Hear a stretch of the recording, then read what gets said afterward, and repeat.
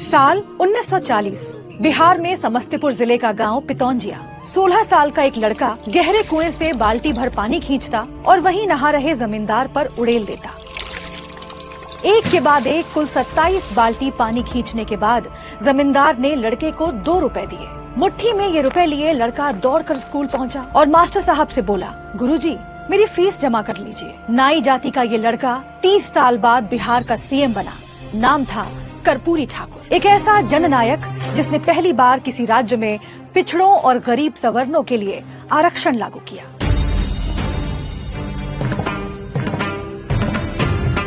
कर्पूरी बाबू 10वीं की परीक्षा में फर्स्ट डिवीजन से पास हुए। ये वो दौर था जब जिले जवार में फर्स्ट डिवीजन से मैट्रिक पास बच्चे उंगली पर गिने जा सकते थे। ऐसे में बेटे की इतनी बड़ी कामयाबी पिता गोकुल ठाकुर के लिए किसी उत्सव से कम नहीं थी। गोकुल बड़ी उम्मीद से कर्पूरी को जमींदार बच्चा सिंह के पास ले गए।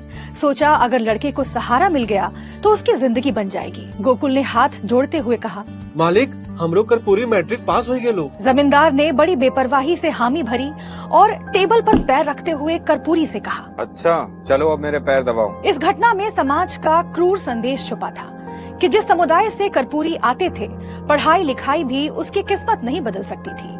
लेकिन वही कर्पूरी ठाकुर एक दिन सीएम की कुर्सी तक पहुंचे। 24 जनवरी 1924 को समस्तीपुर जिले के पितौंजिया गांव में कर्पूरी का जन्म हुआ। बच्चे को ठंड से बचाने के लिए गर्म कपड़े नहीं थे तो माँ राम दुलारी ने गर्माहट के लिए उसे सूखी घास पर लेटा दिया। एक दिन एक साधु ने कर्पूरी को देखकर कहा, ये बच्चा एक दिन बड़ा आदमी बनेगा। पिता गोकुल ने मन ही मन सोचा, साधु तो ऐसा ही बोलते हैं, एक नाई का बेटा तो आखिर बाल ही काटेगा। महज 8 साल की उम्र में कर्पूरी की शादी हो गई, लेकिन पढ़ने की ललक बचपन से थी। 8 भाई बहनों में कर्पूरी ही थे जिन्होंने पिता से पढ़ने के लिए स्लेट मांगी थी। साल 1942 में भारत छोड़ो आंदोलन शुरू हुआ तो कर्पूरी ने पढ़ाई छोड़ दी और आजादी की लड़ाई में कूद पड़े। कर्पूरी बाबू पर जयप्रकाश नारायण का बड़ा प्रभाव था।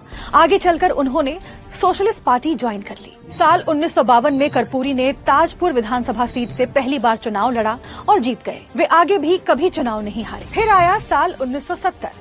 कांग्रेस आर के दारोगा प्रसाद राय के इस्तीफे के बाद नई सरकार बनाने की कवायद शुरू हो गई। उस वक्त संयुक्त सोशलिस्ट पार्टी के नेता रामानंद तिवारी थे, लेकिन ज्यादातर विधायक कर्पूरी को सीएम बनाना चाहते थे। इस तरह 22 दिसंबर 1970 को कर्पूरी ठाकुर बिहार के 11वें मुख्यमंत्री बन गए।